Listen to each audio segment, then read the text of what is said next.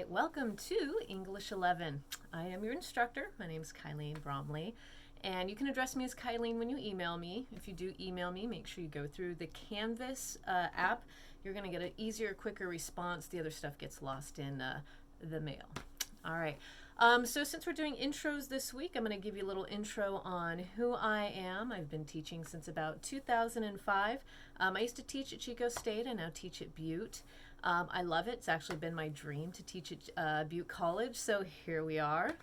Let's see here. Born and raised in Paradise, California, but did do a couple of geographics, went to Hollywood, Westwood, Beverly Hills, Sacramento, Hawaii. I used to live in Hawaii, so you'll see a lot of that influence. You probably see it behind me with my leis and my ukuleles. I definitely love surf culture, so when we talk about our introductions and sports that we love, I love surfing. So if any of y'all are avid surf fans, let me know. We'll talk a little bit about John Florence and how North Shore was just blown up a couple weeks ago. So anyway, aside from that, not much else about me. I'm here living in Chico. I have a cat named Bear, married, that kind of stuff. I don't know. Music I love. Lo-fi jazz hip hop, if that makes any sense to you. If you're not sure and you want to know more, I'll send you a link of one of my favorite YouTube apps I like to listen to. And Wes Anderson is one of my favorite movie directors, as is Baz Luhrmann. So anyway, these are things about me. Aside from that, let's kind of hit the ground running. I want to cover really quick the syllabus. I know a lot of you are like, oh God, syllabi, I hate it. This I do have to cover because there's a lot of details in there that will ultimately affect your grade and how the class goes. So bear with me, I'm going to go through it really quick. First and foremost, I do have to say you need your book. You cannot pass this class without the book. Should have ordered it last week, just saying. It did say required on the when you applied for the class. So that being said, there are a couple different versions of this, but we are going with the 6th edition. Make sure it's the 6th edition. I'll notice because when we're doing some of the reading responses and you go to some of the questions, I know they're little age. There's a couple ones about LeBron being in Miami, whatever. I get it. Look, this book's tore up. I just really do love this book. So overall, aside from a little bit of the age of the articles, everything else in it is incredibly pertinent for what we're doing with in this class. So again, go online. It's by Cheryl Dietzler. Everything is on the syllabus. You can get it really quick. Copy and paste. If it's not for some reason in the bookstore, I know I have, because I take classes at Butte too. I've tried to apply for a few and they were sold out. I think you can get it online for Amazon pretty decently. If you're having problems, let me know. But usually every semester, it's such an old book that there's never an issue because it's not sold out. All right, so once you get your book, man, you're ready to go, okay? That being the case, as you notice, I'm going to be looking back at my screen because I have to do weird things with technology to get this all to work. So I'm going to have my syllabus paper up. So for some reason, you just want to hear the voice of me and actually look at the syllabus, you can do that too. Kind of normally like in class, I'd have my little PowerPoint button and we'd kind of go through it really quick. So go ahead if you want to open up the syllabus. It is linked onto the website and you can take a look at it. So if you're having any issues, let me know. Honestly, it's been really good every semester, knock on wood. Technical issues are short of like impossible and rare lately. So that's just good. Okay, so get your book. Biggest thing here is I'm going to scroll down to the second page to kind of give you more of an idea of what you're expecting in classes. So format is, again, format and meaning the things that we're going to be doing, which is a lot of writing because that's a part of critical thinking. And you're going to be doing different ways of showing me that you understand the content, whether it's vocabulary words, whether it's, we're going to do some fun PowerPoints, we're going to be watching movies, and we're going to be discussing them. So it's a really fun, good class. And your best, this is probably the best thing you will ever learn in your life is how to critically think. So I love teaching this class. So utilize everything I'm giving you. Watch all the movies, watch all the videos. I mean, maybe you could probably pass without, but it's just going to be a junk, it's just going to be junk content you would be handing me. So utilize the fact that I give you everything and just do it. I promise you, when you're done with this class, you kind of look at the world quite a bit different in a good way, in a really good way. You're like, oh, I can see how there's a fallacy in your argument, or whatever the situation might be. It actually takes you to the next level of understanding how and why we do things as people and all this other stuff in life. We'll talk about that in a little bit. All right, so reading responses. So the reading responses, normally you would turn in a hard copy if we were in class, but it being online, I'm having you turn in your reading responses as a discussion, okay? So when you turn it in as a discussion, I want you to make sure you highlight vocabulary words that you use. We'll see that in a little bit. Make sure, again, 10 full sentences. There's a lot of things that you will see that I give you the details of, but again, this is going to be a little different than if you've had me before. So again, everything is going to be turned in online. Reading responses will be through discussion. Movies, I give you links to it. Go through and check the links. So go through, everything should be open. If it's not, let me know. I'll try and open it for you. But go through and check the links. Next week, literally like week number 2, we're already going to be watching a movie, and I want to make sure that the links work for you. Worked for me fine, and I have some junk technology. So if it works for me, it absolutely should work for you. So go ahead and take a look at those. Just to make sure if you're having any issues, you might have to go rent it. It does become your responsibility within this class that if something is not working, if it's a link, if it's whatever it is, you've got to either 1, let me know, or 2, get it handled. Because again, in the end, if you fail the class because you couldn't access stuff, it becomes, in a sense, your responsibility because you haven't messaged me and we haven't tried to figure out a better way of handling it. So, and don't let those be your excuses of why something can't get done. You know, we got to take initiative. Again, if you've come into this class, you've already passed English 2. If you've had me before, you probably hear, you know, that we do have to take responsibility for our own learning and our own experiences and our own successes. So make sure that you are getting ahead of the game, checking links, make sure things are working for you. That way it's just a smooth semester. You don't want hiccups when you're, working and trying to take classes and one of them's not working. That's just, right? All right, so just keep that ahead. Keep that in your mind, that make sure your links are working and that you're getting your book. Because you've passed English 2, the assumption is that you know how to write an essay, you know how to do it, you know how to do research, you know how to do MLA format.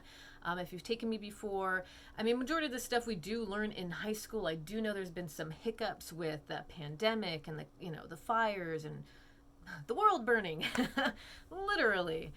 Because of that, there might be some hiccups, but there are ways that you, let me know, I can give you some links on ways that you can write essays really well. This is assumed. That being the case, when I go to read your work, I assume that you've done revisions. You're not turning in a half-baked paper. You read it, you reread it, you wrote it, you rewrote it. You really made sure you did your edits for it, because I do not want minor mistakes you would have caught if you read it a second time, or organizational issues, or just kind of a half-assed paper that you wrote and turned in. I don't want to read that. I want to read your real true work. So keep that in mind when you're doing homework and you're trying to turn it in. Do your best work because you can, right? You have the abilities to do that. You're this far, English 11, you're that next step. Okay, so again, research is also assumed. We're on page 3 of the syllabus if you're following along. So I would know that, you've got MLA format. There are a few ways. If you need to say, hey, can you send me can you send me a link of something, or I have like a template that I follow. There's a lot kind of involved in MLA. You should already have it handled at this point. It's really easy. When you just kind of break it down, it's super easy. But if you need help, let me know and I'll send you a link. Plagiarism, I do not accept. The machine the Canvas, when you turn it in, it will tell you, oh, hey, this is plagiarized. I'm like, I gotta give you an F. Can't pass you. And again, my assumption is in English 2, you went through a lot of work to make sure that you did not plagiarize, either by putting things in quotes, or you were able to summarize work without using the exact terminologies and words. So anyway, also I assume that you know how to work through Canvas. You've gotten this far. Last semester we were online. It's pretty simple. They did change up the format a little. Even as a teacher, I'm so used to being able to put stuff up. It was like, where are all the buttons? I was a little frustrated, just a little tiny bit. But if you just kind of go through and mess around, you can figure it out. If you need links on how to figure something out, they do have it on Butte. You can message me. I'll try and find it for you too.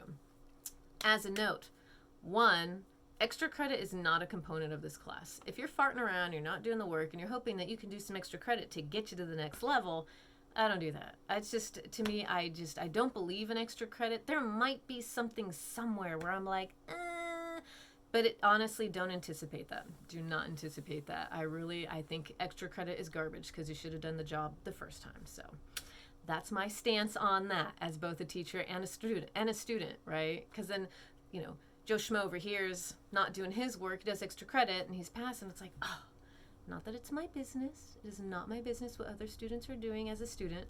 But as a teacher, for me, I'm just like, that's too much work. Anywho, that being the case, I also don't take late work. I do not take late work. There are some circumstances where things happen and you're communicating with me and we're working through it. That's different. Your lack of time management is not my responsibility. All right. So keep that in mind. Again, if I have everything up, I will have all the dates, all the projects, you name it, it is there. You will never be confused. I'd be surprised if you did. You can message me and say, I don't know what's going on. But everything is up there. We've got the dates, everything that's due, what the projects are. So if you're like me, I put all my, my work schedules and my class schedules, and I set it all up so that I know, oh man, I got to work 3 days straight in a row. I got this assignment. I only have 1 day off here. I'm going to have to use this day off to get this done. So do be mindful of your time management. Again, if you're not talking to me and you're kind of using these excuses of, I just didn't have time. Well, you got to find time. That's what this is about. So these are going to be a little life lessons you might end up learning in this class. So don't panic. To be honest with you, I'm really good about, working with you, but you got to take responsibility for your own actions. So again, I don't take late work. All right. So if you get mad about it later, like, how come? I already told you. Should have watched the video. All right, so that's pretty much it about that. You cannot pretty much do this class without the textbook. You have got to get the textbook. I do offer that chapter 1 in the first week, but that's it. Like, I do not have time and energy to scan the whole book. Plus, technically that's illegal, so you got to buy it, okay? All right, so I'm going to give you a real quick rundown of assignments just so that you have a rough idea of what we're going to be doing. One of them is going to be an analysis of a TV episode, and this is really fun, all right? So what you do is you find an episode of whatever TV show you want. You could do like Seinfeld, Friends. I know this is like, you all have way better episodes of things you want to do. But you want to find one that has a current event that causes dissent, where there's going to be some issues, okay? This will be fictionalized. This is not real life. These are just TV shows based on, fictional characters.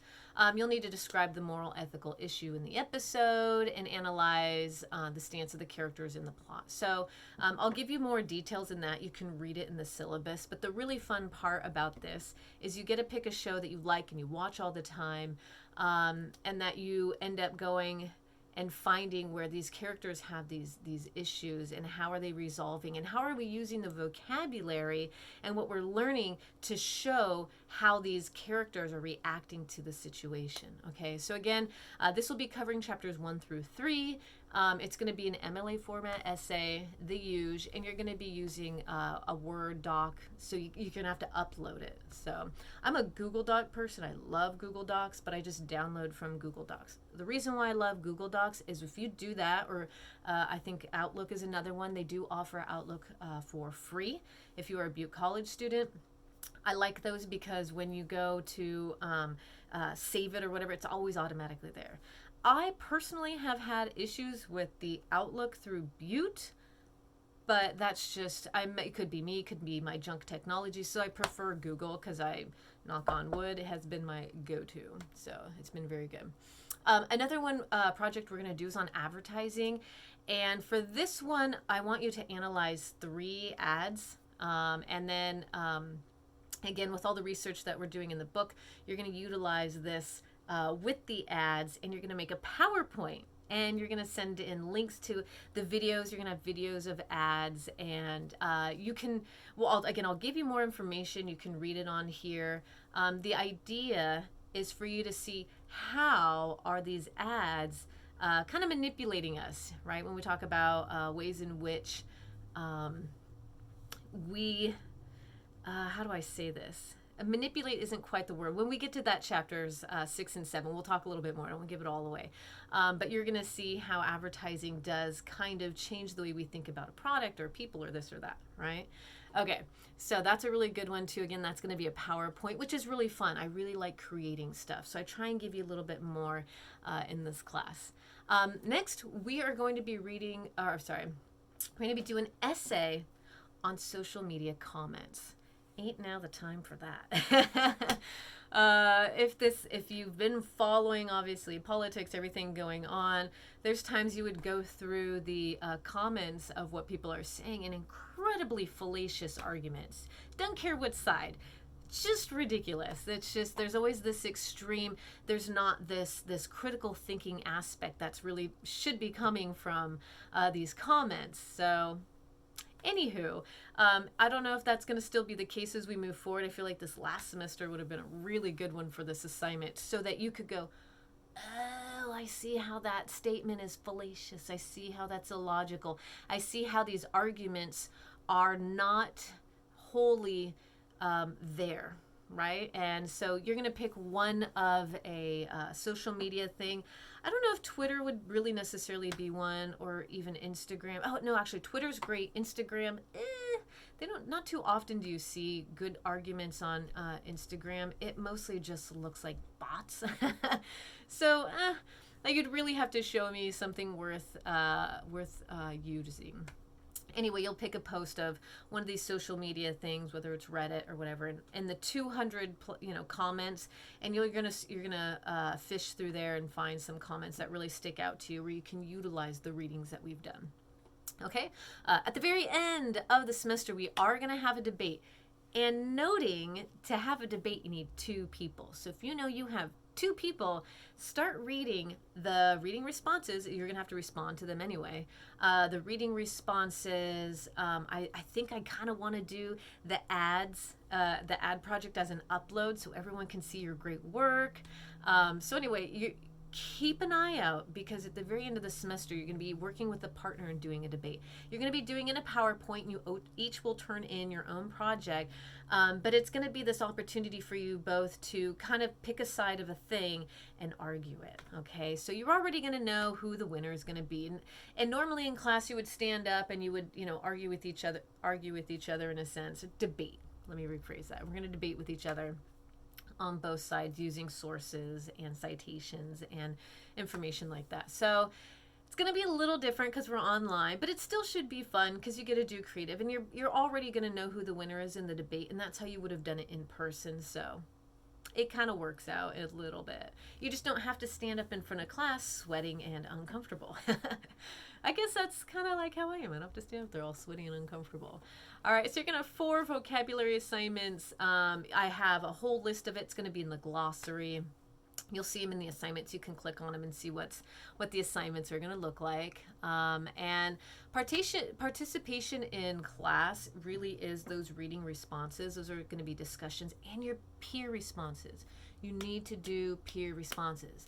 You need to do peer responses. And I have to say it like that because for some reason last semester in one of my classes, no one ever responded. I'm like, that's participation. And I would put in the comments, look for my comments in your discussions, do peer responses. And again, you really want to start reading up on your peers because you're going to need one of them for your final debate project. And you just want to see who you're working with. Yeah. All right, so grading. Pretty much if you do the work, you get the grade, right? So when you go online and you're checking your Canvas for the grades, it might be a little deceiving. You might be like, oh, I have an A. I haven't turned in like 4 projects and I still have an A. This is great. Careful, because that's not the case. You literally have to do the work to get the grade. If you're not doing it, you're not getting that A, you're not getting that B or that C. Potentially you fail. So last semester I didn't have any arguments about students not doing work and failing the class. So they must have known, you do the work, you get the grade. But I have seen some great work coming through online, incredible responses. So I have no doubt that you all are going to do a really good job, especially if you passed English 2. And if you've had me before, you know how that is. So every now and then I do give you what we call a brain spasm, where you get like one freebie, right? But it can't be on a big assignment. Okay, it can't be like, oh, whoops, I forgot to do the debate. that's your final project. Any of the biggies, I can't give you credit on those. All right, you do have to do them. Again, communicate with me, and we'll figure things out. So we do have kind of an attendance policy online. Like if you're not showing up and I'm not seeing your responses, I can actually check when the last time you were logged into Canvas. It's a little creepy. I can follow y'all. So keep that in mind. If you miss like 4 discussions, like I gotta get you gone. So, and I mean like 4 in a row. It's kind of like missing class. Like, oops, forgot to respond. Oops, forgot to do this. Like that becomes oh, well, then you forgot to come to class. Why are you here? Try again next semester, right? So just try and stay on top of it. Keep with me. If you have like 5 missed continued of anything, I will drop you. So you give me the okay on that. So that's my assumption, is that you don't care. It just make it easier on you. Message me, be like, bro, I'm out. Bye. And I'm like, hey, that's cool. Let me know so I can drop you now so that I don't have to deal with it later, because it becomes paperwork and it's really annoying and I don't like it. I don't ever take offense if anyone has to drop a class or they got to bail or they're over it. Like, it is what it is. It's rare, but it happens. So own up to it. Message me. Let me know what's going on. Again, I don't take offense. I've been doing this a long time, and life does happen, especially recently. So just keep me posted, and that'll just be a lot easier. All right, so writing citation format, everything's MLA, pretty much. Okay, cite everything. If you're doing pictures for your PowerPoint, make sure you include, where it came from. You just got to give me, like, don't be stealing people's ideas. Take the information, yes, and then tell me where you got it from. Okay, make it pretty easy on yourself. So if you're doing works cited pages, obviously when you do online, if you do like a link, make sure you do the link. I know a lot of teachers like, no links. I'm like, normally I hate links, but I do like just to be able to access it. Don't give me long ass links, and it's only for a website. It's not going to be for an article. It's not going to be for, scholarly journals. For a scholarly journal, they do have what's called a DOI, or an ISBN number. Use those, please, not the link to where you found it on Butte's website. That just gets all funky. So if your link is weird and long, don't use that. Use a DOI or an ISBN number. And again, if you've had me before, you're like, oh, I totally know what that is. If you haven't had me before, you're probably like, what?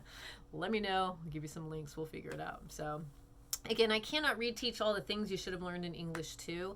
My assumption as we move forward is like, you got it. So, alrighty.